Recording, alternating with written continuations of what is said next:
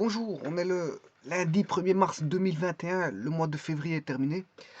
Et voilà, on arrive petit à petit aux portes du printemps. Dans 20 jours, nous y serons.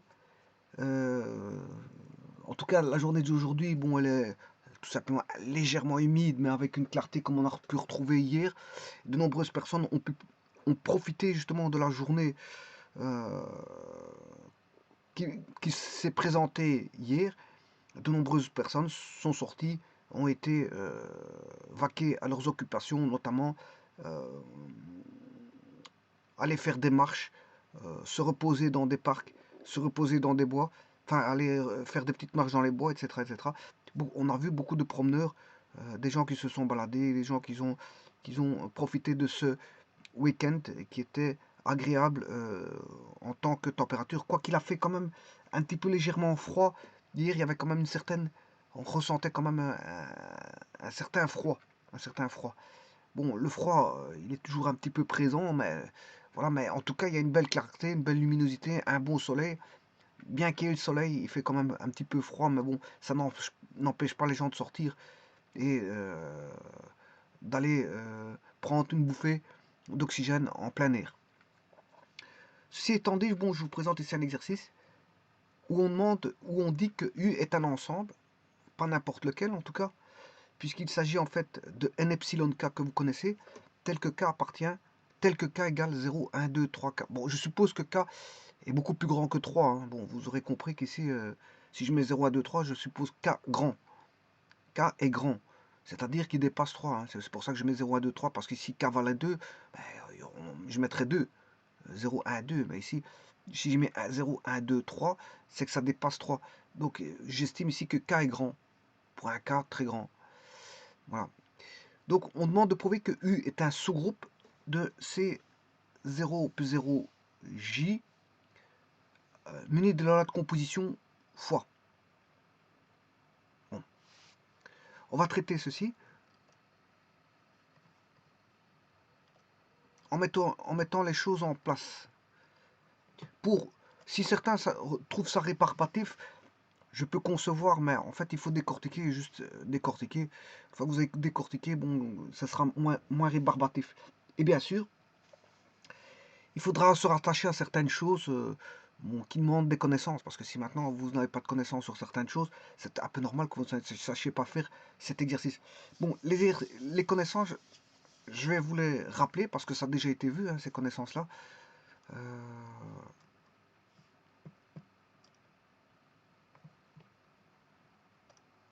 Tout d'abord, on va un petit peu décortiquer. On a un ensemble qui est U.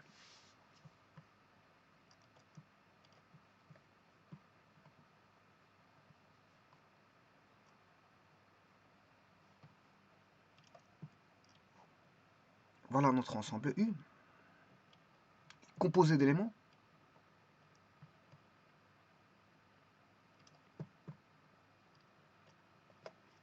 Alors, lesquels je vous les présenter, les éléments. Mais en fait, on demande prouver que U est un sous-groupe de C0 plus 0J fois. Donc, bien sûr, il y a cours C, là on a C.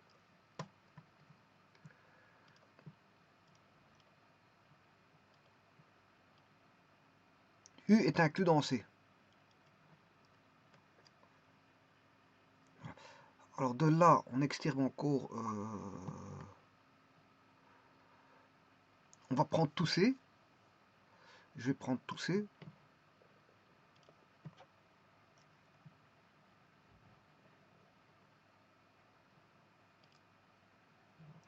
Bon, ça fait bizarre les diagrammes de Venn comme ceci, mais je vous le dis tout de suite, c'est un petit peu spécial. Hein.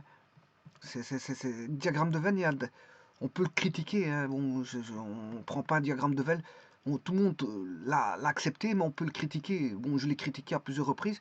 Parce que, bon, déjà pour les éléments infinis, on ne met pas une corde fermée pour des éléments infinis. Parce que si les éléments sont infinis, voilà, on ne sert pas clore un ensemble alors que, bon, il est infini. Bon, ça c'est déjà.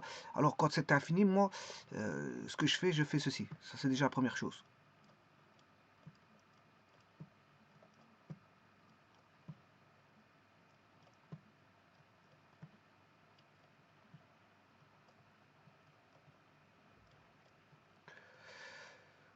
Voilà, il est infini. Alors, vous allez me dire que c'est quoi l'ensemble intermédiaire, je vais vous montrer tout de suite. Ça, c'est C. C'est l'ensemble des complexes qui regroupe bien sûr les réels. Là-dedans se trouvent les réels. Les réels. Et dans les réels, il y a les entiers, les décimaux et tous les irrationnels, voilà, les entiers relatifs et naturels, etc. Bon, vous allez me dire, c'est quoi cet ensemble-là? C'est déjà bizarre à écrire, hein, parce que bon, je n'ai enlevé qu'un seul élément. Je vais vous dire c'est quel élément j'ai enlevé, c'est le 0. Enfin, 0 plus 0j.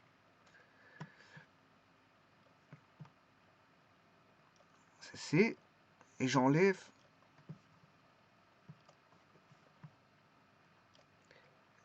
l'élément 0 plus 0j. Voilà. Alors, je peux vous dire aussi que c'est un ensemble infini.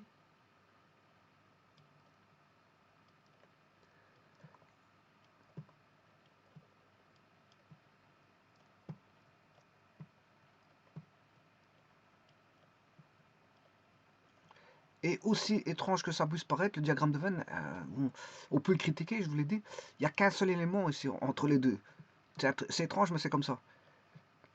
Il y a une étrangeté là-dessus, c'est que bon, on va retrouver 0 plus 0j.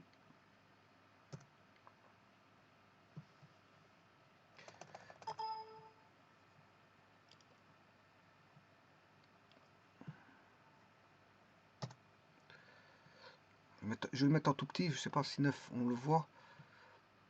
12.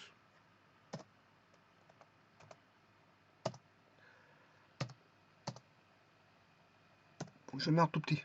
0 plus 0j. Il n'y a qu'un seul élément entre les deux ensemble. Je n'ai extrait qu'un seul élément. Oui, c'est ça. Il y a, entre les deux ensembles, C et C0, il n'y a qu'un seul élément.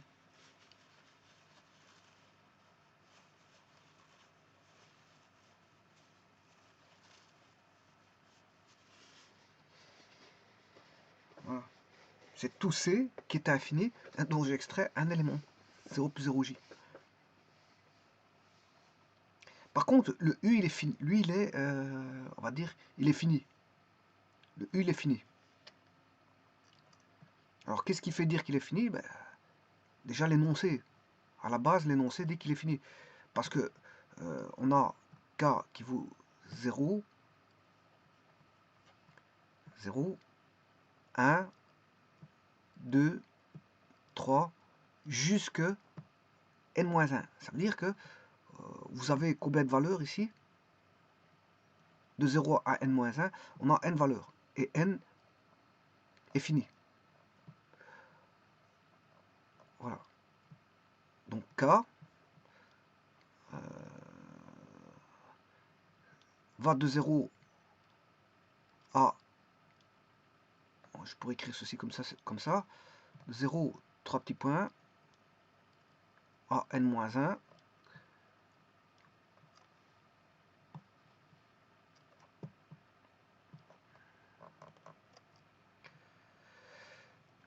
Inter n. Ça veut dire que, bon, ça sera 0, 1, 2, 3 jusqu'à n-1. Voilà. n-1 est fini. D'où l'ensemble de Venn, s'il est fini, je laisse fermer comme ça. C'est l'ensemble U. Bon, alors, sachant cela, qu'est-ce que c'est que ce fameux n epsilon k? Je l'ai déjà vu à plusieurs reprises.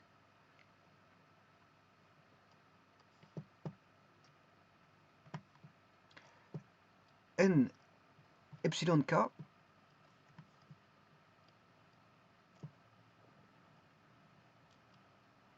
sont les racines énièmes de l'unité.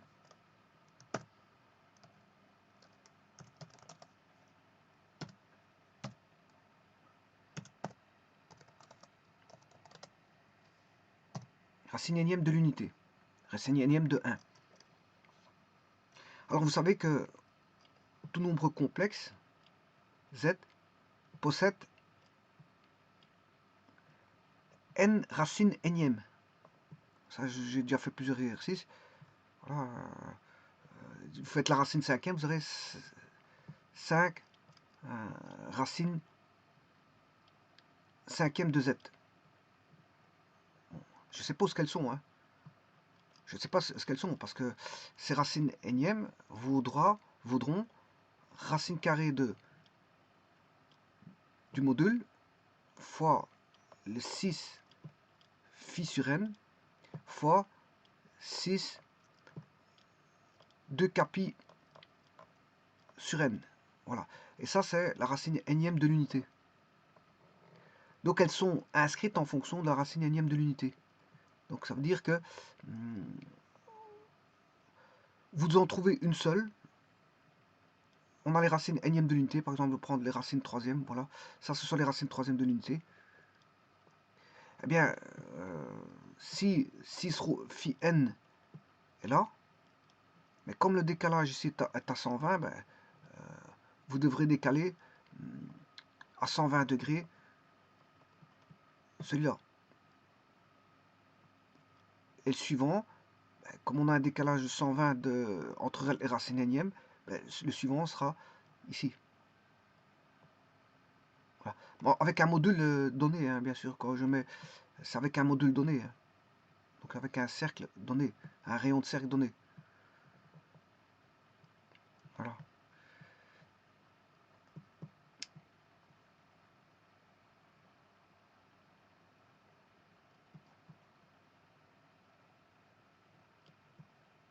Donc il suffit de trouver, si vous voulez,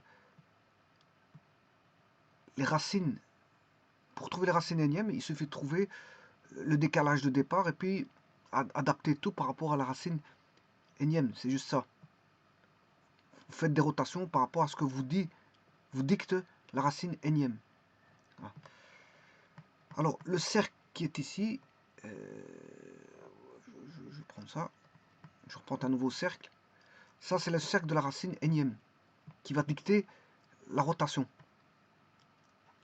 Je vais le présenter, hein, je vais le mettre en rouge. Non, c'est pas celui-là. Il faut que je sorte de là parce que là, je suis toujours. Je vais mettre celui-là en rouge. Je vais prendre un autre cercle. Ah, et celui-là, je vais le mettre en bleu. Et c'est le cercle de la racine énième qui est de rayon 1. Voilà. Alors, la racine énième de l'unité, c'est celui-ci. Il va vous donner 3 racines si c'est une racine troisième. Il va vous donner 5 racines si c'est une racine cinquième. Et ainsi de suite. Donc, le rayon de ce cercle est toujours 1. Ça veut dire que son module vaut 1. Bon.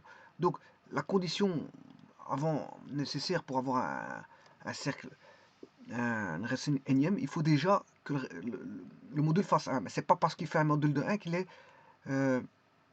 forcément racine énième. Parce qu'il faut que il doit répondre aussi à 6 de capi sur n. Vous devez avoir vraiment 2 capi sur n. Si vous n'avez pas 2 capi sur n, vous êtes en dehors de ça, et que le module fait 1, ben, c'est pas une racine énième de l'unité. Voilà, il faut que ça réponde à la formule A, bien sûr. Vous aurez compris que ça répond à la formule A. Et là, il y a un module de 1. Il faut que ça soit un module de 1 nécessairement, mais c'est pas suffisant, puisque il faut, pour que ce soit une racine énième, il faut un module de 1 et 6, 2 capi sur n. Voilà. Et alors, toute racine énième d'un nombre complexe pourra être écrite par rapport à la racine énième de l'unité en faisant une rotation. Alors, le premier rang, comment je l'ai trouvé? Eh bien, le premier rang, je fais phi sur n. C'est l'angle qu'on a ici. 6 phi sur n. Donc, je connais, si vous voulez, le premier angle, et puis les autres vont être décalés par rapport à la racine énième. Donc, ça, c'est une rotation. On va faire une rotation. Ça, c'est une rotation de l'angle initial phi sur n. On a un angle initial, et on va faire une rotation suivant la racine énième de 1. Voilà. Et bien sûr, il se trouvera sur un cercle de rayon racine n sur ρ, et c'est ici. Ça, c'est le cercle de rayon racine n sur ρ. Racine énième de ρ. ρ étant le module. Hein. Le module pour lequel on recherche module de z. Alors phi, c'est, bien sûr, qu'est-ce que c'est que ρ et phi? Ben, c'est z égale x plus yj, qui est un complexe, et z répond à ρ 6 phi. Alors c'est ça phi. Donc si vous avez une racine énième, vous divisez phi sur n et vous avez l'angle de départ. Et pour avoir le module, pour trouver le cercle rouge, ben vous faites racine énième de ρ. Et vous aurez le rayon du cercle rouge. Et maintenant, une fois que vous avez phi sur n, ben, connaissant la racine énième, ben, vous faites voilà, des décalages par rapport à... Vous connaissez l'angle de décalage, et vous faites les décalages de phi sur n par rapport à ce que vous dicte la racine énième de 1, la racine énième de 1. Tout dépend de ce que c'est que n, hein, si vous recherchez une racine 3. Ici, j'ai fait une racine troisième, n vaudra 3. Hein. Voilà, c'est par rapport à une racine troisième, n vaudra 3. Donc phi sur n, ce sera phi sur 3. Phi sur 3. Voilà.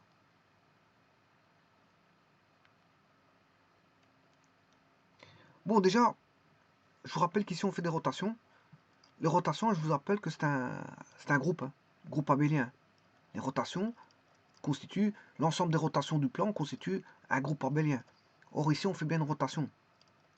On fait une rotation de phi sur n. Voilà, donc c'est un groupe abélien. Donc, les rotations constituent, en tout cas pour les rotations du plan, un groupe abélien, parce que les rotations, qu'est-ce que c'est? C'est une addition d'angles. Une addition d'angles. Or, je vous rappelle que l'addition d'angles, un angle, c'est un nombre. C'est un nombre réel. C'est un nombre réel.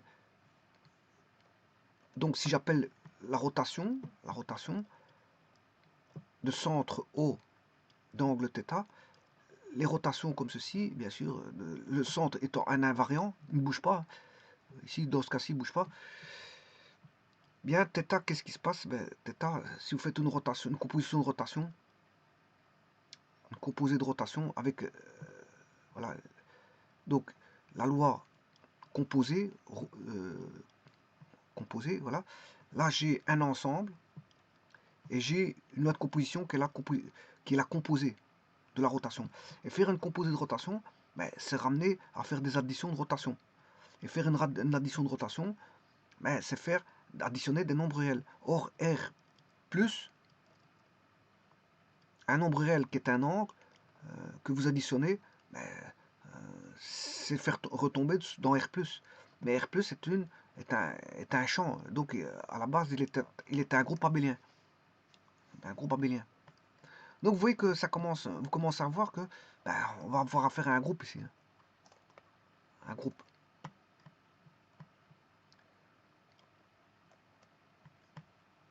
Alors, comme on a des rotations, les rotations de centre O et de composés ronds, composés. Ça, j'ai étudié, hein, les rotations, je les ai étudiées. Bon, j'ai démontré que c'était un groupe abélien. Et on peut l'étudier par l'entremise, bien sûr, de R+, qui lui-même est un champ et donc un groupe abélien.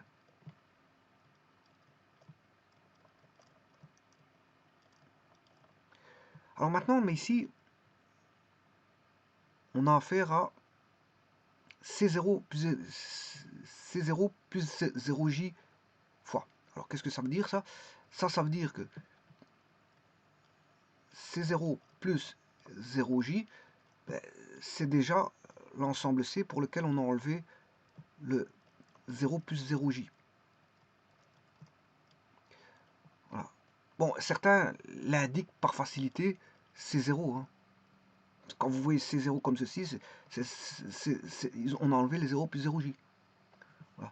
Et quand on écrit ceci, ben, on a enlevé le 0 et c'est la loi de composition munie de la multiplication. C'est la multiplication. Là, la loi de composition, c'est la composée. La loi de composition ici, c'est l'addition.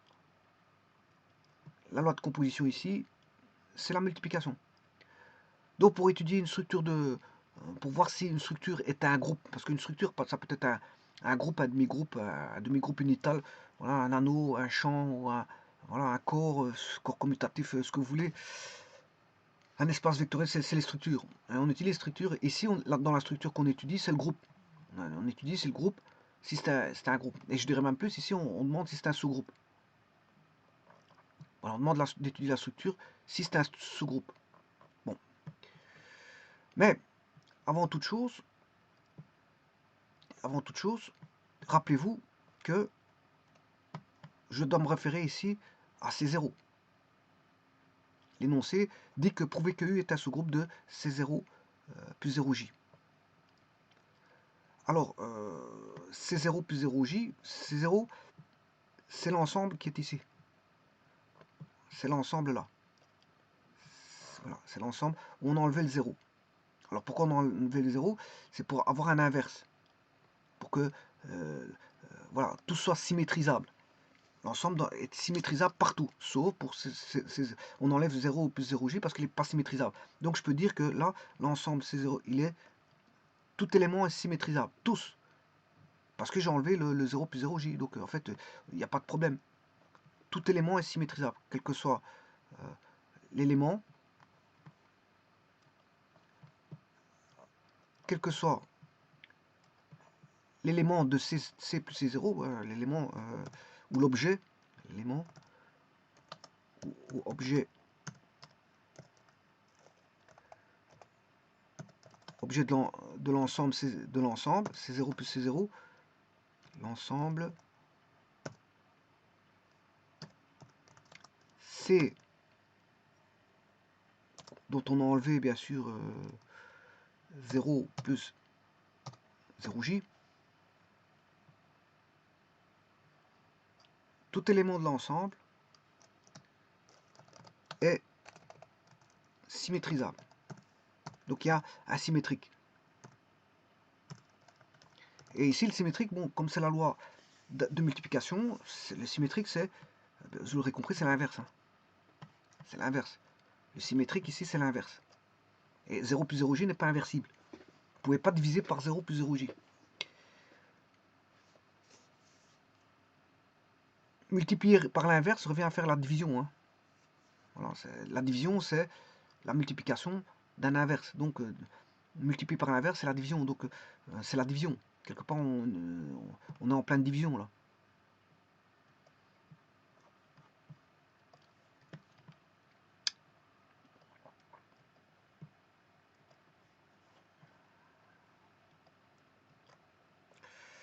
Voilà, donc, le symétrique, pour C... Bon, je vais marquer pour avoir plus facile, c'est 0. C'est 0. Pour C0 fois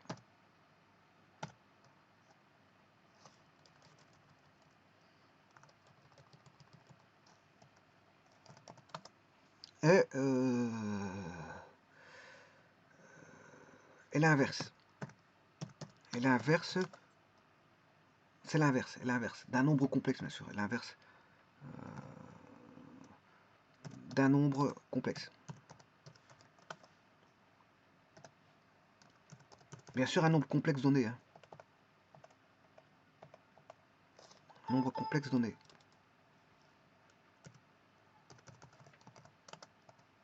Vous prenez un nombre, chaque nombre a son inverse. Tout nombre a son inverse. Il est unique, hein. L'inverse est unique. Voilà, l'inverse est unique. Hein. Tout comme le neutre est pour la multiplication qui est 1 plus 0j est unique.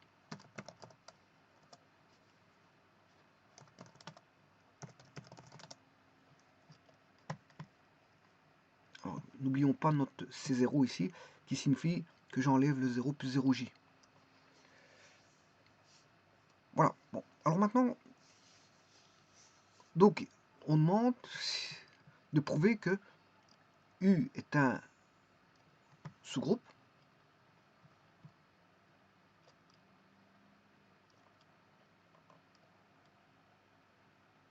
Alors, je rappelle que ici, qu'est-ce que c'est que U? Ce sont les racines énièmes de l'unité.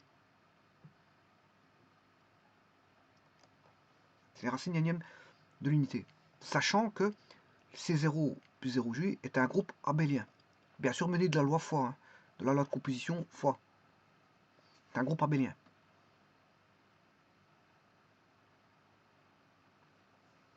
Voilà.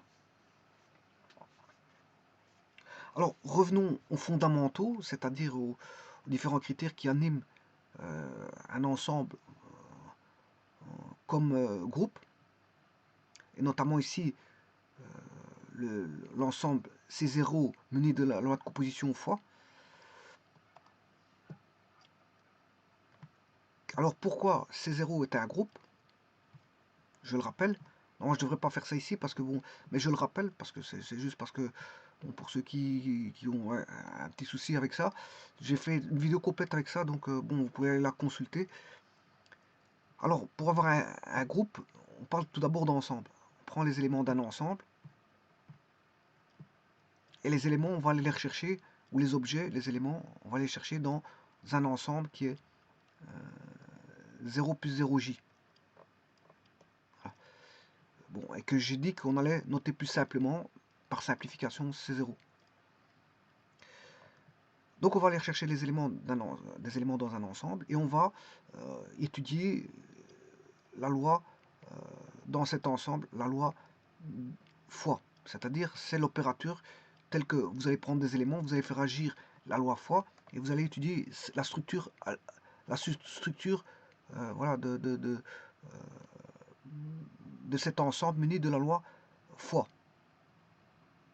Alors pour l'étudier et dire et l'appeler groupe, eh bien pour l'appeler groupe il faut 4 critères.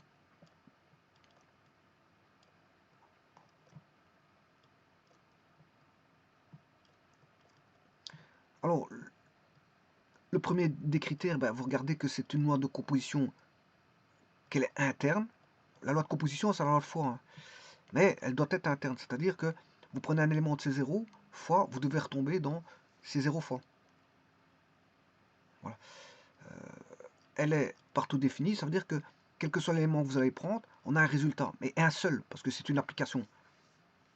Donc c'est une loi de composition interne et partout définie. Bon, je l'ai démontré complètement, hein, bon, dans une autre vidéo. Tout a été fait, hein, la démonstration a été faite.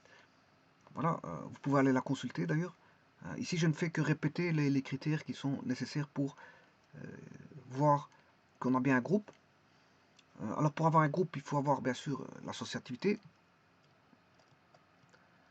L'associativité, le neutre qui est pour la multiplication 1 plus 0j, et avoir comment on appelle ça, le symétrique qui est dans ce cas-ci l'inverse, qu'on pourrait noter z-1, hein. On peut noter l'inverse z-1, parce qu'on sait bien que c'est un inverse, ou z', hein, z' qui est l'inverse, ou le symétrique, z' est le symétrique, mais c'est l'inverse, ici c'est l'inverse. L'inverse du nombre complexe. Donc je peux calculer, je crois que je l'ai calculé dans une autre vidéo. Bon, tout était fait, hein, toutes les démarches là, je ne veux pas les refaire, parce que la vidéo a été refaite. Je peux vous renvoyer un lien vers la vidéo sans aucun problème. Et là, quand vous avez ça, vous avez un groupe. Si maintenant, en plus de ça, vous avez un sacré critère qui est la commutativité,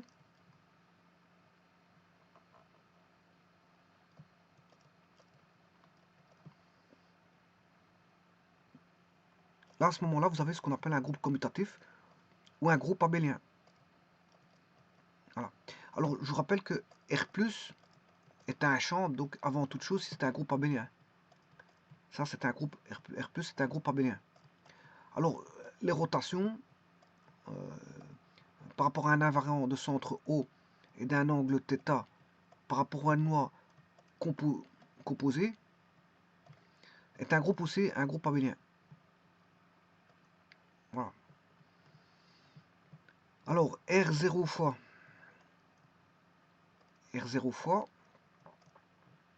est aussi un groupe abélien. Bon, ce qui veut dire qu'ici, les complexes, c'est...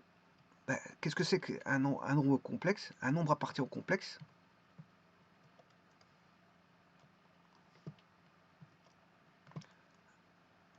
Un nombre appartient au complexe s'il répond à ceci.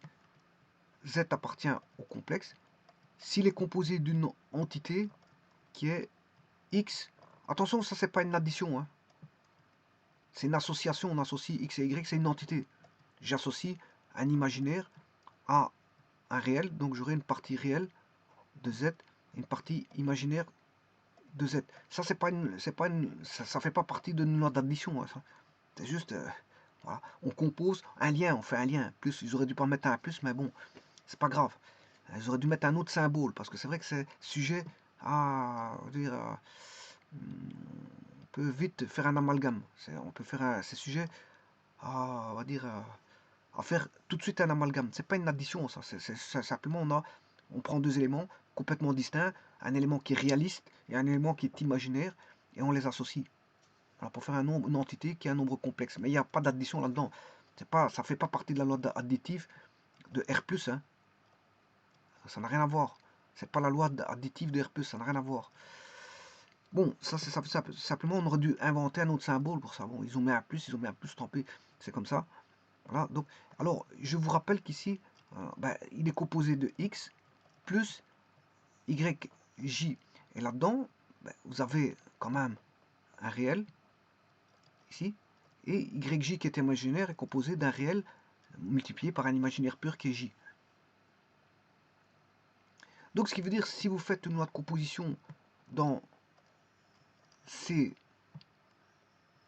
eh bien, elle va être liée quelque part à R+, ce qui est tout à fait normal.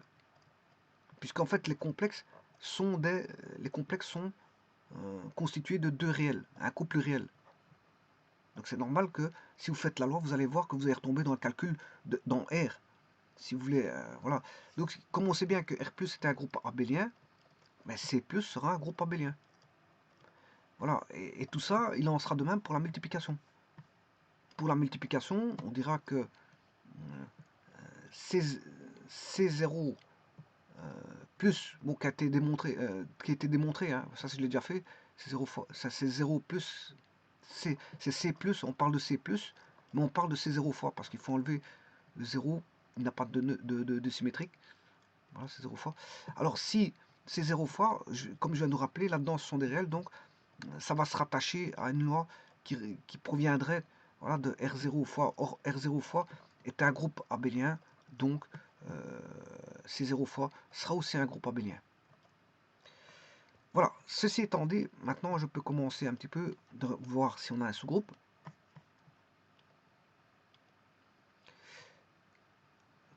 Revenons à nos prémices. Donc on a C0, maintenant vous savez très bien que on a un ensemble qui est U, et il faut prouver que c'est un sous-groupe de C0. Bon, donc U, ce qu'il faut démontrer, c'est que U est un sous-groupe de C0. C0 fois. Donc on est en pleine multiplication, hein, je vous le dis tout de suite. Hein. C0 fois. C'est ce qu'il faut démontrer. Sachant que C0 fois, c'est un groupe commutatif. Hein. Donc c'est un groupe abélien, je viens de vous le dire. Ça a été démontré dans des vidéos précédentes. Alors, je vous rappelle les critères. Bon, pour voir l'associativité, je peux vous rappeler les critères, hein, si vous voulez démontrer, les critères de démonstration. C'est pour tout, si vous voulez savoir, bon, on peut démontrer la loi de composition interne assez simplement, qu'elle soit partout définie. On peut la démontrer simplement. Voilà. Alors, pour l'associativité, ça on pourra dire que pour tout xy, quel que soit x, appartenant bien sûr à C0,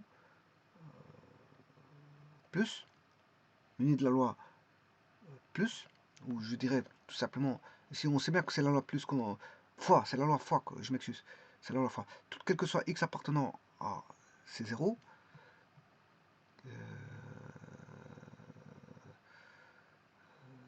oui, à C0, quel que soit y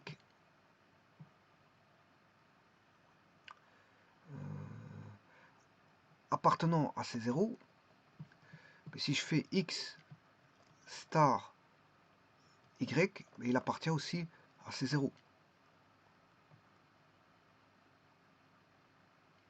Voilà. Ça, c'est, bien sûr, vous aurez compris que c'est la loi de composition interne est partout définie. Je pourrais définir l'associativité par quel que soit x,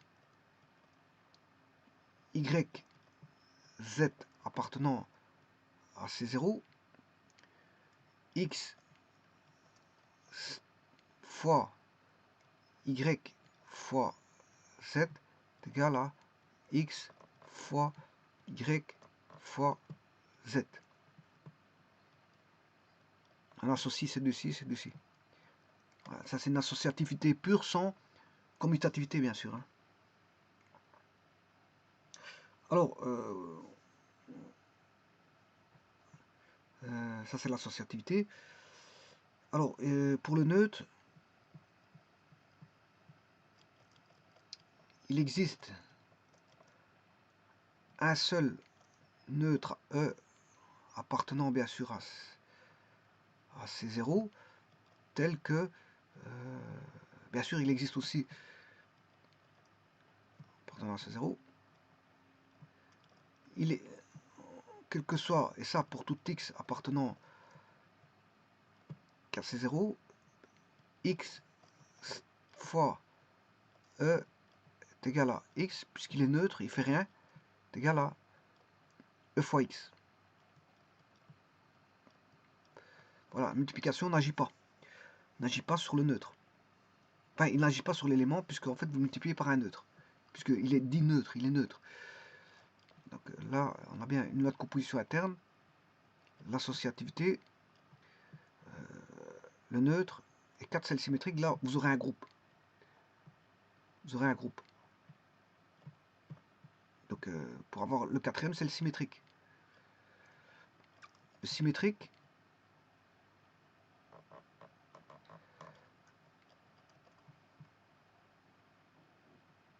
il existe un seul symétrique, exprime x appartenant à C0, tel que x fois x' égale E égale x' fois x. Voilà, et là vous avez un groupe. Maintenant, pour avoir un groupe abélien, vous rajoutez la commutativité. Commutativité, bien sûr, c'est x. Pour avoir le groupe, je vais le mettre ici. Là, pour l'instant, on a...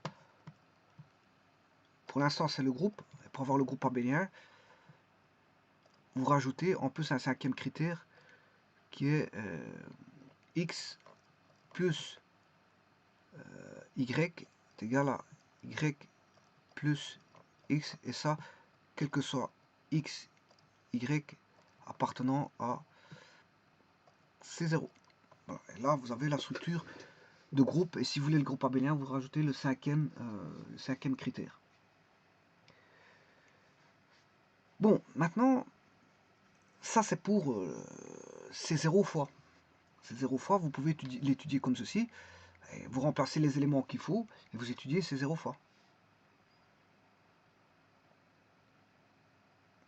Mais ici, on ne demande pas si c'est un groupe, on demande si justement c'est un sous-groupe. Un groupe, c'est un groupe, on va dire, restreint.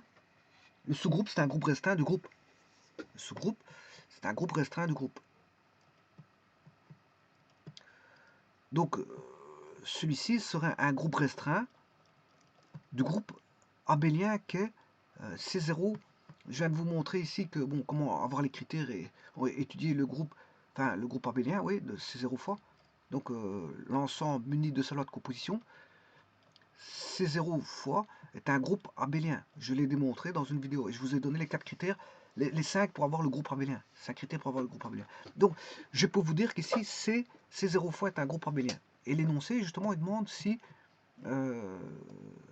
de prouver que voilà, les racines énièmes de l'unité sont un sous-groupe du groupe abélien C0 fois. Bon. Donc on demande que, tout d'abord, on a C0 fois C0, ça c'est C0, donc c'est 0 plus 0, on a enlevé 0 plus 0J, on a enlevé 0 plus 0J, on a à l'intérieur U, voilà, mais C0 muni de la loi plus est un groupe abélien, et on demande, voilà, fois, je m'excuse, fois, de la loi fois,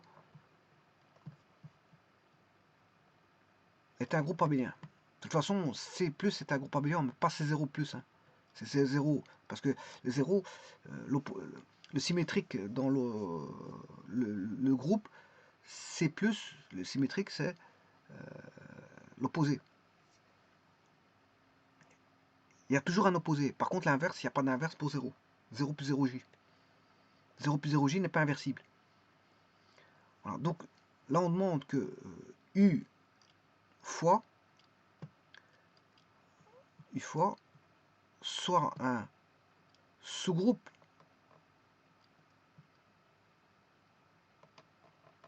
de C0 fois. Ça doit être un sous-groupe, sachant que lui, il est groupe abélien, ben, lui, ça doit être un, bien sûr, groupe abélien menu de la loi plus, hein. Je mets groupe abélien comme ça, mais il faut la loi de composition. Bien sûr, groupe abélien, c'est pas pour un ensemble et une loi de composition, hein. Quand j'écris ça comme ça, n'allez pas voir que j'ai mis groupe abélien dans l'ensemble. D'ailleurs, je vais retirer tout de suite pour ne pas faire d'amalgame. Voilà, quand je dis sous-groupe, ici j'ai écrit sous-groupe, bien sûr, c'est muni de la loi de, voilà, sous-groupe muni de la loi de composition. Voilà, muni de la loi de composition, hein, c'est-à-dire la loi fois ici. C'est un sous-groupe par rapport à C0, muni de leur loi de composition chacune, c'est-à-dire la loi fois. La fois. Bon. Maintenant, on a presque tout décortiqué. Il reste plus que une chose. Qu'est-ce que c'est que ce n epsilon k? Je vous l'ai dit tout à l'heure.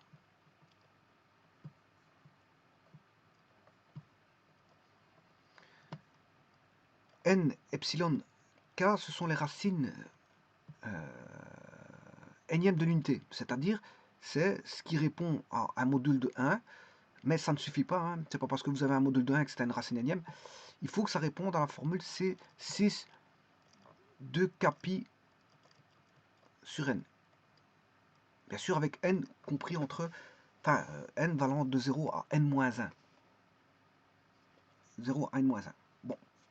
Alors c'est ça qu'on va regarder. Alors le 1 fois quelque chose, le 1 il est neutre, donc il va rester, si vous voulez, 6 de K sur n.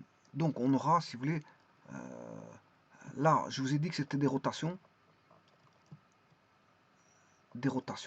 puisque 6 de K sur n, c'est une rotation, hein. C'est une rotation, je vais vous montrer tout de suite. Mais avant toute chose, le module de n epsilon k, quel que soit le k, le module, bien sûr, il fera toujours 1. Pourquoi? Parce qu'on aura cos carré de K sur n, quel que soit le k, hein. Si vous prenez k égale 1, k égale 2, voilà, plus sin carré de K sur n. Or, cos carré plus sin carré, ça fait toujours 1. Voilà, donc vous voyez que le module, il fera toujours 1. Donc, ce qui veut dire qu'on est sur un cercle de rayon unité, toujours. Donc, ce sera toujours un cercle de, voilà, qu'on appelle un, on peut en faire un repère, qu'on appelle un repère circulaire complexe, hein, parce qu'ici, je suis dans les complexes, de rayon 1. Et sur ce repère circulaire, va n'agir que des comment est-ce qu'on appelle ça, des rotations. Et alors, bon, certains utilisent plutôt l'exponentielle complexe. Voilà. J de K ici, comme ce sont des... Je mettrai... c'est le même, c'est la même chose. J'écris... Voilà. Que j'écris en exponentielle, en cosinus, en trigonométrique ou en exponentielle, c'est le même. C'est une forme d'écriture, hein, voilà. Alors maintenant, que signifie cette écriture-là, que je viens d'écrire? C'est-à-dire E ne va agir là-dedans, dans le repère cellulaire, que des rotations. Hein. J de K pi sur n, c'est 6 de K pi sur n. C'est-à-dire que c'est cosinus de K pi sur n plus J sinus de K pi sur n. Bien sûr, K variant, hein, je vous l'ai dit, hein, il va varier. Varier c'est des nombres entiers, 0, 1, 2, 3, jusqu'à n-1. Voilà, donc ce qui veut dire qu'on a affaire à des rotations. Bon, déjà, ça doit vous ouvrir l'œil. Parce que les rotations, je vous ai dit que c'est les composés de faire des rotations, ben, si vous étudiez la loi R, ici on aura, si vous voulez, un cercle, voilà, qui serait un repère circulaire. On aura une origine et un rayon de 1. Et sur ce, ben, on va faire les rotations données par ceci. Et ceci, c'est des rotations.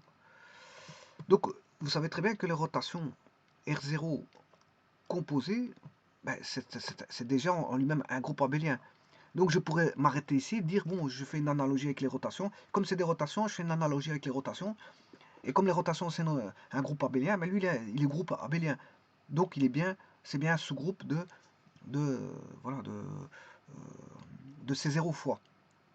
Voilà, par les rotations, par une identification vers les rotations, je peux dire bon que c'est un groupe abélien. Mais je ne vais pas faire comme ça. Je vais pas faire comme ça. Ça, on pourrait dire que ce serait une première méthode par analogie. Je fais une analogie, je dis que c'est des rotations. Donc, comme je sais bien que R0 composé est un groupe abélien, ben,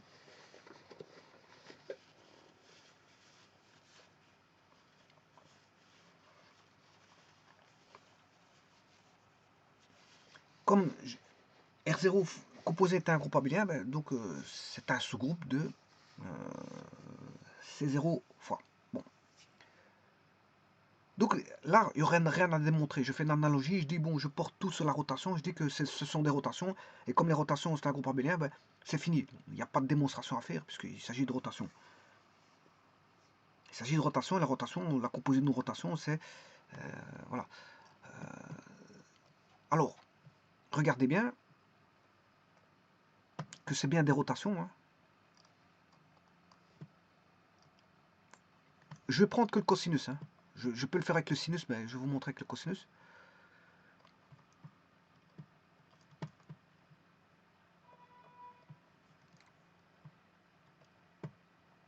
Bon, vous pouvez traiter celui-ci, bon, c'est la même chose, c'est les mêmes écritures.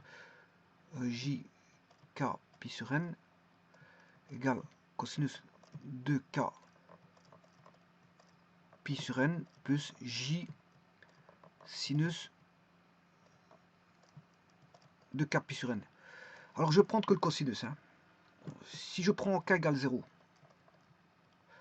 bon, je pourrais faire avec les deux, mais bon, c'est un petit peu embêtant, mais, parce qu'il suffit de recopier, c'est juste ça. Donc, on aura cos 0 plus J sinus 0. Bon, et qu'est-ce que c'est que ça? Déjà, de 1, c'est 1. Et ça, c'est le neutre.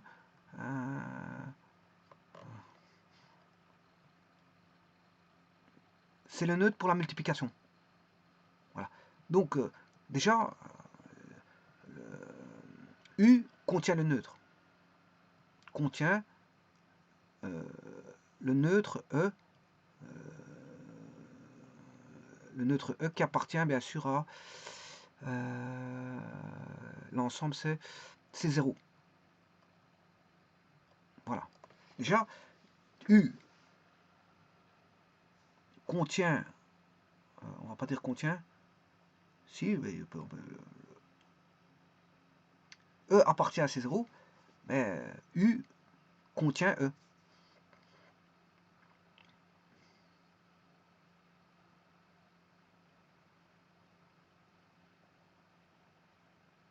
Non, on va pas dire ça comme ça. Si, on va pas le dire comme ça. On va dire que E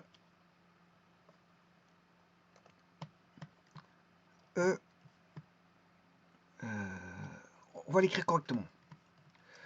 Pour ça, il faut une nouvelle page parce que c'est pas ça que je voulais écrire ici. Donc voilà. On va dire que E appartient à U. Voilà. E appartient à U. Je vous rappelle que le neutre, il est unique. Hein. Ici, le neutre, il vaut combien? Il vaut 1. 1 plus 0j.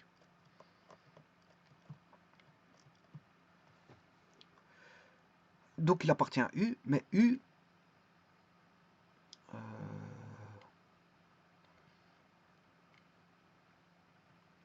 U est inclus dans C0.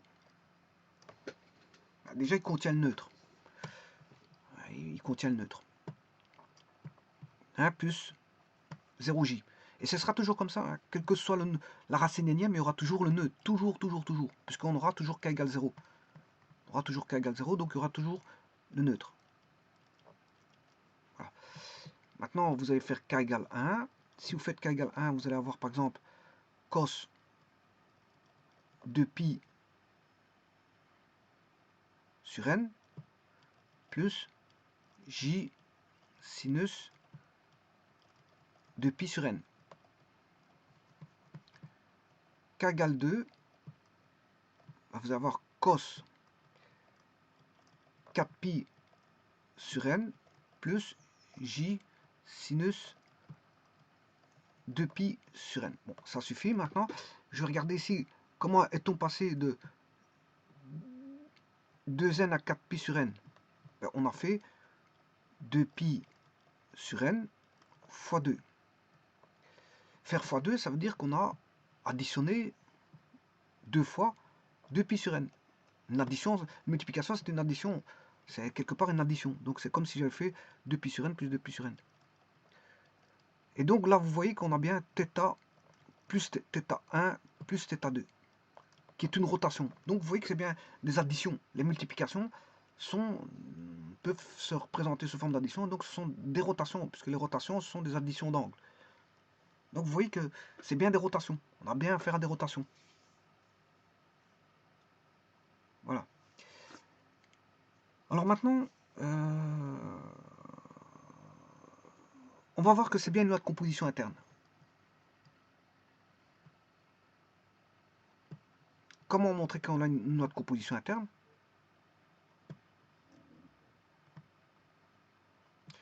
Pour ça, il faut que je prenne un cercle. Bon, je reprends une nouvelle page complètement, parce que c'est vrai que pour ne pas être...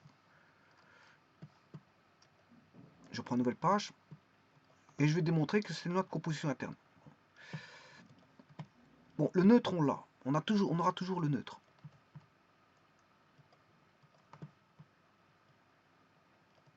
Alors, si je fais...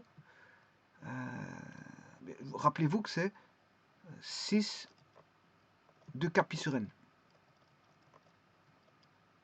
Voilà. Donc ça veut dire que c'est cos de k pi sur n plus j sinus de k pi sur n. Voilà, ça c'est le premier. Voilà. Si je multiplie un 6 de k pi sur n, je vais le multiplier avec un 6 de k pi sur n. Voilà. Ici, qu'est-ce qui va différer? Bon, le k peut être différent ou égal. Hein. Par exemple, ici, k égale 2, et celui-ci, k égale 3. Voilà. Qu'est-ce qui va se passer? En faisant ça, ce sera tout simplement... Bon, ici, je vais l'appeler K1 et K2. Je vais les appeler K1 et K2 pour faciliter la tâche. K1 peut être la même chose que K2 ou KK'. Vous l'appelez KK'. Si je multiplie comme ceci, de nouveau, je vais avoir 6 de K pi sur n plus 2K' pi sur n. Ce qui veut dire qu'on aura 6 de K secondes pi sur n. Voilà, Et là, on aura un multiple, et on se retrouvera toujours parmi les racines énièmes. Donc là, en écrivant ceci, ça appartient à n epsilon k. Voilà, celui-ci, il appartiendra toujours à n epsilon k. Parce que, voilà, supposons que je prends deux complexes, là, voilà, enfin trois complexes, je fais une racine troisième. D'ailleurs, je vais vous montrer sur GeoBra avec 3 pour bien comprendre ceci. Je prends une racine C, je prends le cosinus, je prends une racine troisième pour expliquer ceci. 0 plus t sinus 0. Je vois qu'il n'a pas bien marqué son i, donc ça veut dire que c'est pas bon, il va me faire une erreur. Donc voilà, le i. Je vais dupliquer. Je duplique une fois. Je duplique encore une fois. Voilà. Je mets 120. Bien sûr 120 degrés, sinon il risque de me mettre en radian. Ça sera pas bon, il va pas me mettre au bon endroit. 120 degrés et bien sûr 120 degrés. Puis c'est 240 degrés. Et là j'ai toutes les racines troisième.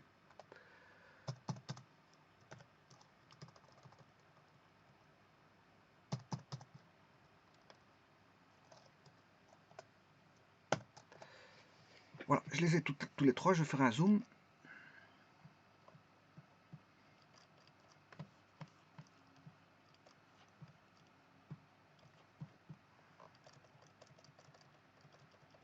Bon, tout d'abord, voyons voir que le rayon fait bien 1. Je vais faire passer un cercle de rayon 1.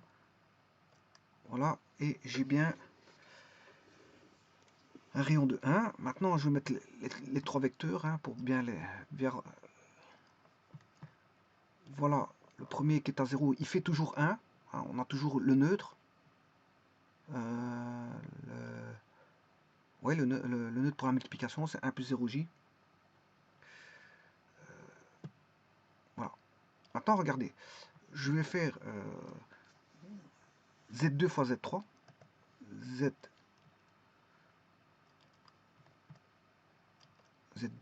Z1 10 2.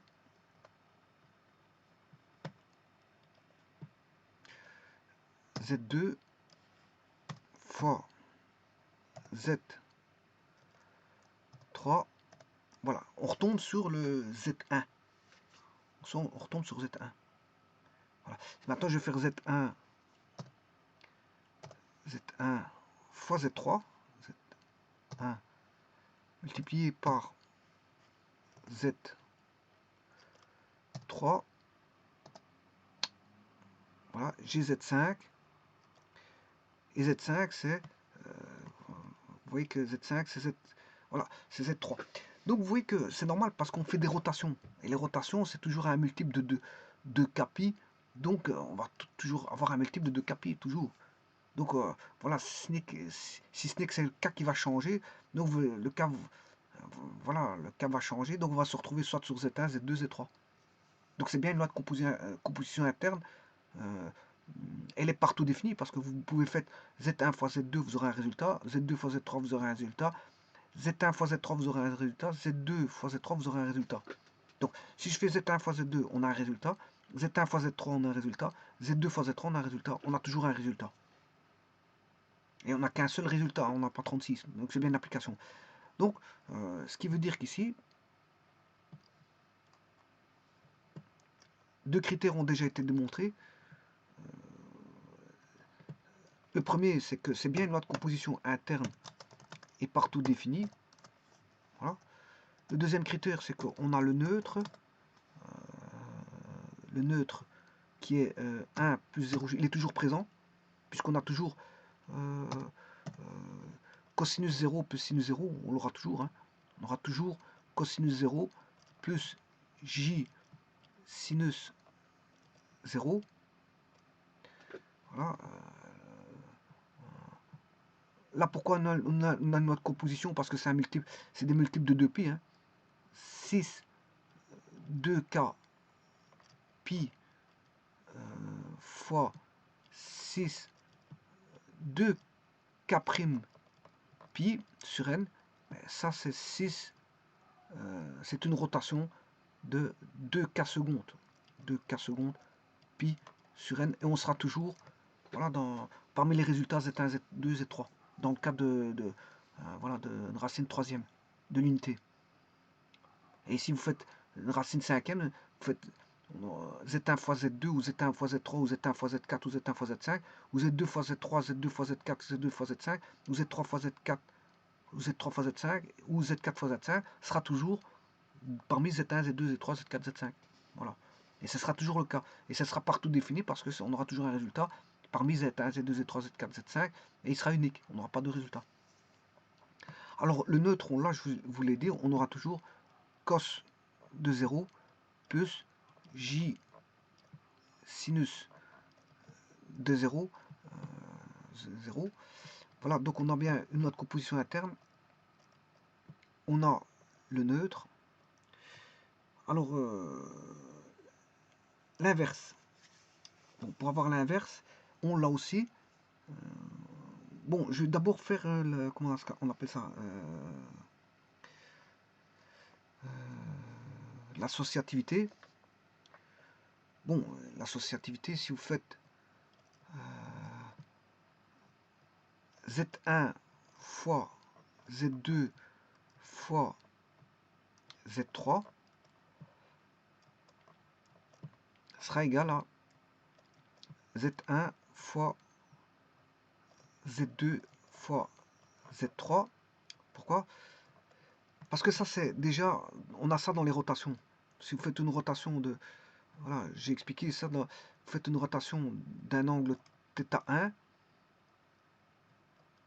vous la composez avec une rotation d'un angle, bien sûr, de centre O. Hein. Je ne mets pas le centre parce que c'est un invariant ici. C'est par rapport au centre de, voilà, c'est par l'invariant, c'est le centre, c'est A. C'est le A. L'invariant ici, c'est A. Voilà, A.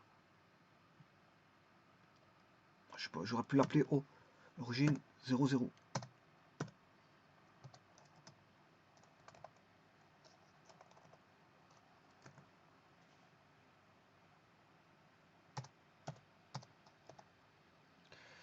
Bon, il l'a appelé B, ben, moi j'aurais bien voulu l'appeler O. Voilà, et alors il y a un autre un qui gêne, c'est le A. Je vais l'intersection, voilà, j'enlève l'intersection.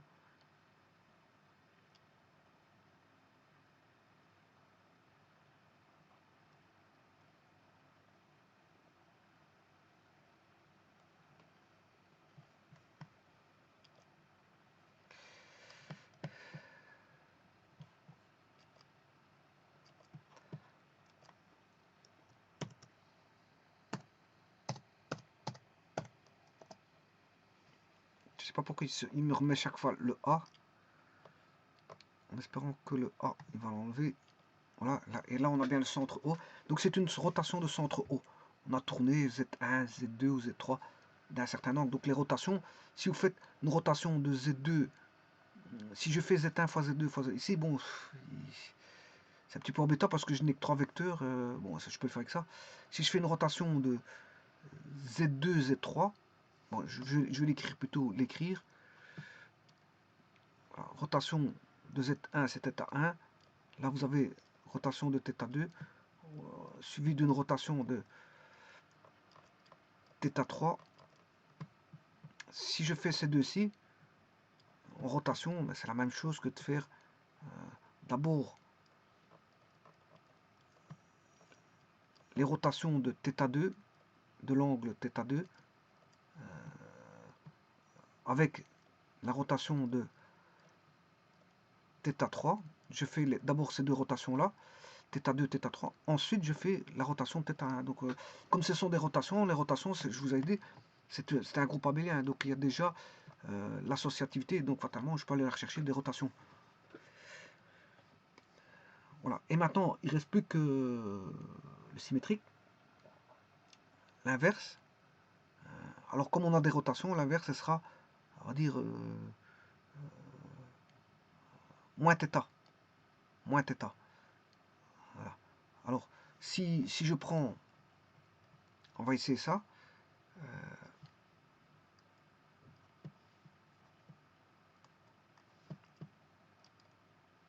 Donc on a 3 critères pour l'instant qui sont vérifiés. 3 critères. Et je vais adjoindre le 4e critère. Je peux me rappliquer aux rotations bon, sans aucun problème. Voilà. Le 4e critère. Vous voyez que je dirais que quand je me rapplique aux rotations, je veux dire que c'est induite. C'est des lois induites. Quand je dirais que bon, c'est un groupe, parce que la loi est induite par celle de, dans ce cas-ci, U. Je n'ai pas encore démontré ça, mais il me reste encore un critère, mais U fois sera un groupe abélien. Pourquoi? Parce que elle est induite, on va dire, déjà des rotations. Elle est induite des rotations. Elle est induite, vous voyez, l'associativité, j'étais la chercher. Bon, je me suis rappliqué aux rotations. Or, les rotations de centre O, voilà, d'angle θ, de loi de loi de composition interne qui est la composée, c'est un groupe abélien. Donc, vous voyez, je me réfère à certains. Voilà, et je sais bien que C 0 fois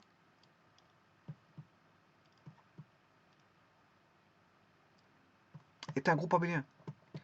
Donc, si vous voulez, pour démontrer que c'est un groupe abélien, mais je me rapplique ou je fais référence à soit aux rotations, soit à la multiplication tout court, dans ces zéros, bien sûr.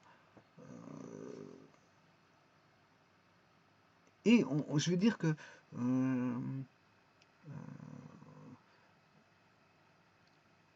ce sera un groupe, U muni de la loi de composition fois sera un groupe, avec les lois induites par celle des rotations et la loi induite par celle des, voilà, de ces zéros. Voilà, elle ira chercher des références, et c'est normal qu'elle est induite d'autres lois, donc elle va rechercher ces bribes de lois pour se dire qu'elle possède ces lois. Elle va rechercher des lois, puisqu'il est sous-ensemble, il va rechercher ces lois de l'ensemble, ainsi que des lois des rotations, mais je vous rappelle que les lois de rotation, c'est surtout, ça proviendrait de, comme c'est des additions d'angles, ça provient de R+. Voilà, R+. R+, c'est un groupe abélien. Donc les lois de rotation sont induites par les lois de R+.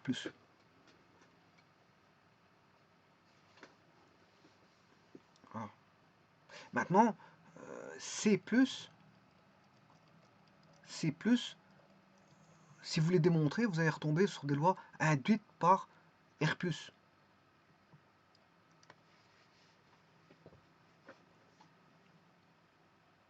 Bon, mais le problème, c'est qu'ici, c'est vrai que C est là. C est là. R est là. Voilà. Donc R est en dessous de C. Donc on ne peut pas dire que c'est un sous-groupe. C n'est pas un sous-groupe de R parce que C est au-dessus de R. Il n'est pas inclus. Il n'est pas inclus. Maintenant, ce que je pourrais faire, c'est de démontrer que C est d'abord un groupe abélien et de dire que bon, R+, est un sous-groupe de C+. Ça, je peux dire ça. Pas l'inverse. Pas l'inverse.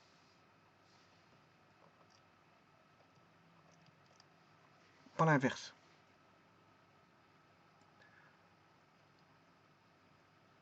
Voilà.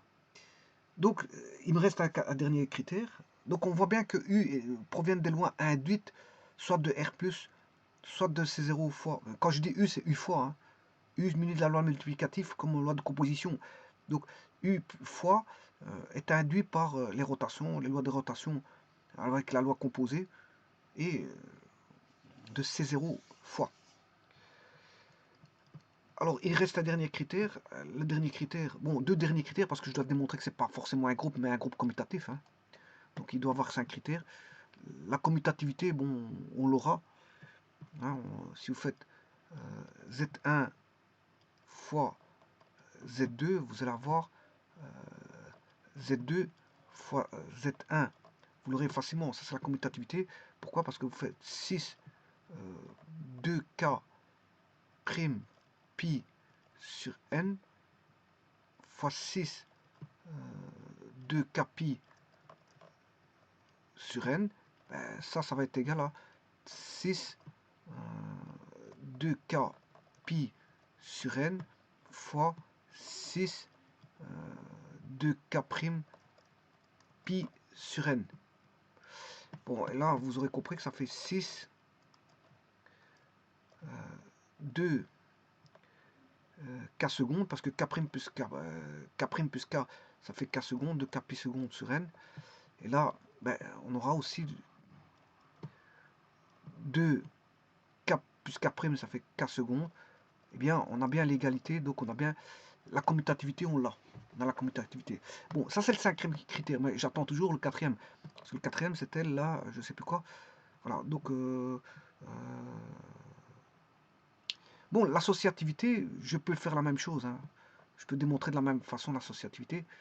Je vais la démontrer ici.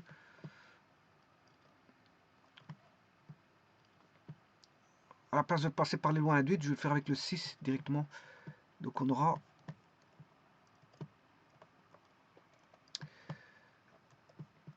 Z1 fois Z2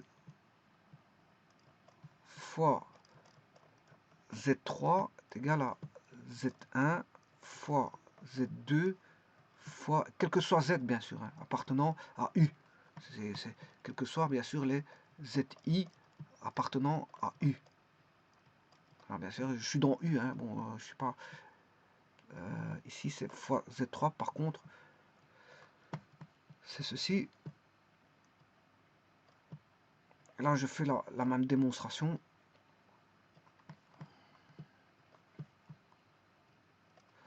Six 2 K pi sur n fois 6 2 K prime pi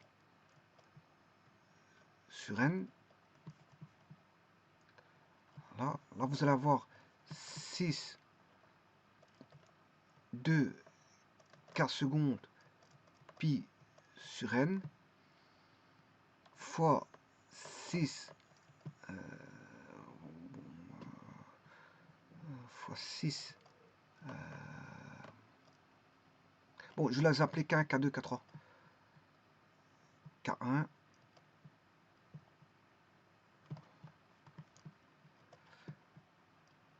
K1. Je vais réécrire correctement parce que c'est vrai que là, je vais tout refaire.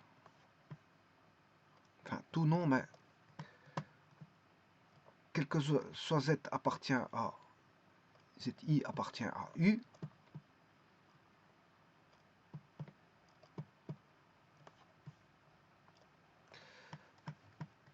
Je vais marquer 6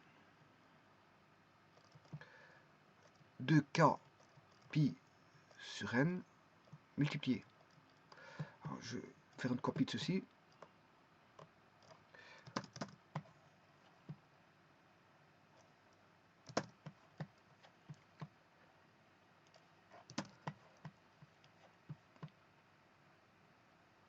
Voilà.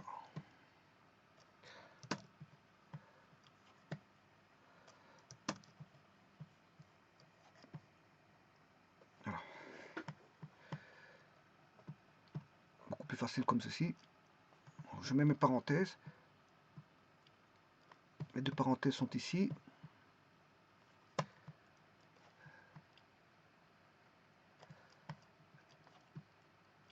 Égal, mes deux parenthèses sont ici.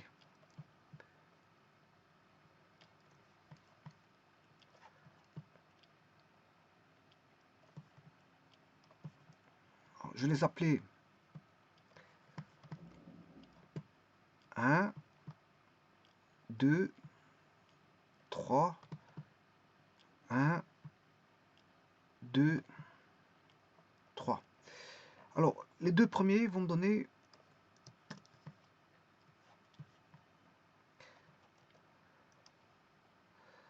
K1, K2 va donner K'. Voilà. Bon, ouais, je peux pas les appeler comme ça, sinon on ne saura pas qui est qui.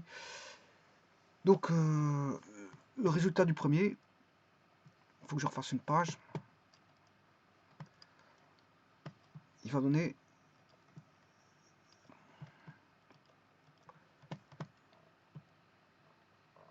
6, 2, K1 plus K2 sur N fois pi fois 6, 2, K3 pi sur n. Ouais, le résultat de ça, le membre de gauche va donner 6, 2, K1 plus K2 plus K3, le tout sur n fois pi. Voilà. Ça, c'est le membre de gauche. Ouais. Vous voyez que le membre de droite, il va donner la même chose. Hein. Donc, il va donner... ça va donner égal à 6, 2, K1 plus K2 plus K3 pi sur n. Et celui-ci va donner aussi la même chose, parce que celui-ci va donner K2, K3, K2 plus K3. Et quand vous allez additionner avec celui-ci, ben lui va donner 6, 2, K1 plus K2 plus K3 pi sur n. Donc il y a bien égalité, il y a bien l'associativité. Il y a l'associativité. Donc c'est ce que je vous disais, bon là elle est démontrée. Sans les rotations, hein. Ici, je peux le faire par les rotations, par une rotation induite, soit par, voilà, par les 6. Voilà, j'ai fait une démonstration par les rotations et par les 6. Donc vous avez les deux méthodes. Alors il en reste un, je ne sais plus c'était quoi. Bon, j'ai le neutre. Enfin, j'ai la loi de composition interne. Voilà. J'ai le neutre. Il y a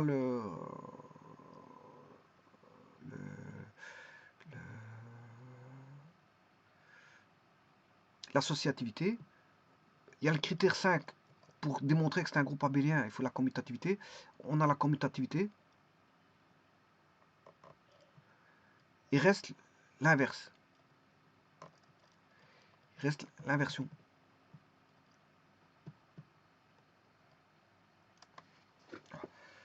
Alors, l'inverse. Le neutre, c'est 1. Le neutre, il existe un seul neutre, bien sûr. On sait bien qu'il existe un seul neutre. Ici, qui est 1 plus 0j. Il appartient bien sûr à U. Mais il appartient aussi à C0. Alors, pourquoi? Parce que U est inclus dans C0. Donc, s'il appartient à U, il appartient à C0 aussi. Enfin, s'il appartient à U, et que U est inclus dans C0, ben, il appartient à C0. Alors, donc, U possède le neutre, hein, qui est 1 plus 0j. Alors maintenant, si je fais 6, le symétrique, ce sera 6, 2k pi sur n doit être égal à 1. Enfin, je m'excuse, fois, parce que c'est z fois z' égale au neutre. Bon, je rappelle aussi que c'est z' fois z, mais je le fais la démonstration que dans un seul sens. Hein, z fois, donc je vais multiplier par 6, 2,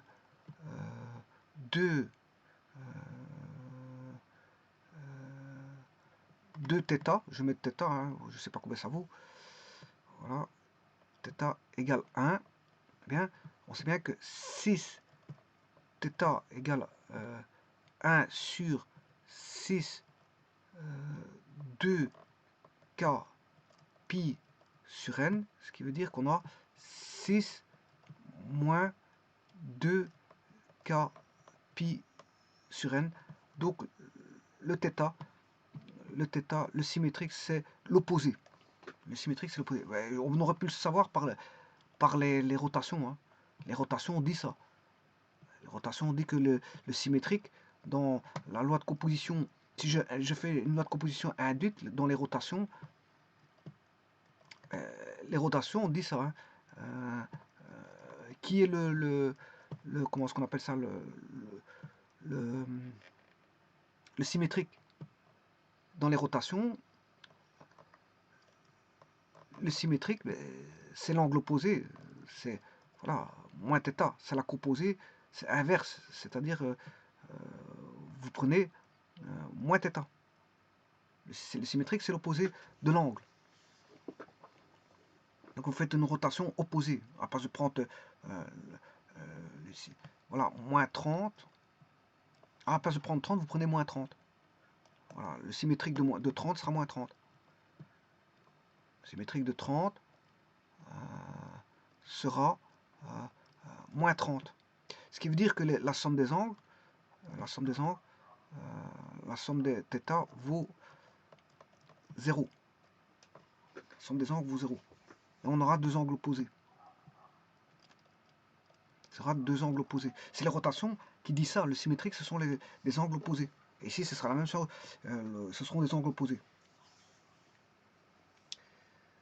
Voilà. Donc, si je prends, par exemple, on va prendre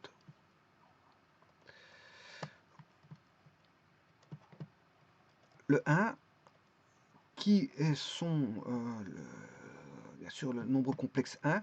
Si je prends Z1, son opposé, l'angle opposé, ben, c'est 0, puisqu'il est déjà 0. Son opposé, c'est 0. Donc, si vous voulez, le symétrique de 1, ben, c'est 1. Le symétrique de 1 sera de 1 plus 0j, c'est 1 plus 0j. Parce que son opposé, il n'y en a pas. Par contre, le symétrique de Z2, qui est à 120, ben, l'angle opposé à 120, c'est moins 120. C'est donc l'opposé de Z2, c'est Z3. Et l'opposé de Z3, de moins 120, c'est Z2. Voilà. Donc là, maintenant, vous savez qu'il y a un symétrique. Donc, U, maintenant, il y a tout. Il a tout. Il a tous les critères. Il a tous les critères.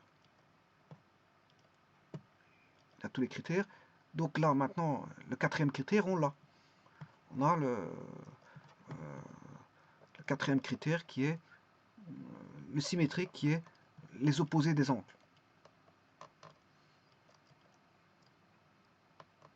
C'est les opposés des angles.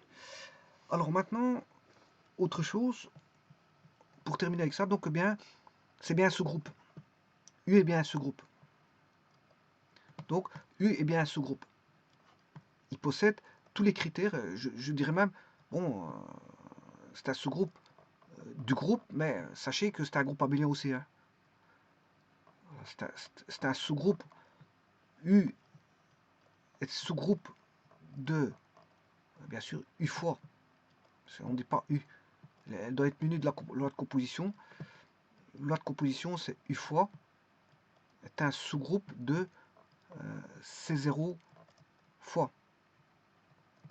Alors maintenant, il y a un tour de passe-passe beaucoup plus rapide. Hein. Il y a un critère pratique qui est plus rapide que ça. Comment pourrait-on dire, ben, c'est que U contient, ça c'est pour aller plus vite, un critère plus rapide. Un critère plus rapide, voilà, c'est de dire que U contient, si vous voulez, au moins un élément. Et c'est le cas.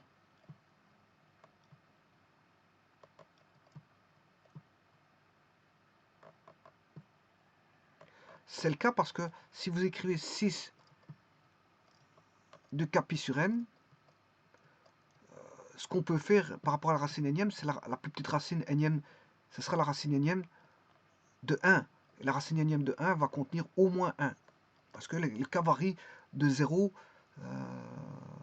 à n-1. enfin, ouais, de 0 à n-1, et si k vaut 0, bah, si k vaut 0, on a 1. C'est la racine énième de 1. On aura la racine énième de 1. Enfin, la racine de 1 de 1. La racine de 1 de 1, qui vaut 1. On a toujours au moins un élément, qui est cos 0, puis j sinus 0. On aura toujours un élément. Maintenant, le deuxième critère, c'est que, quel que soit donc Z1, Z2 appartenant, si vous voulez, à U, bien, que Z1 fois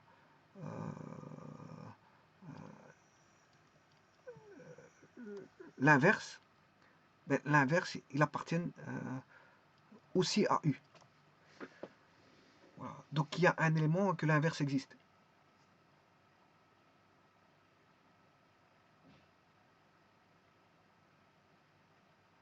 Voilà. Il contient au moins l'élément et que l'inverse existe.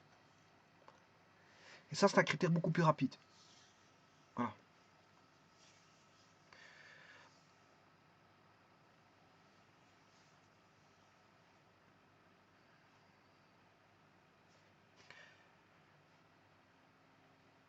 Voilà, je vous remercie.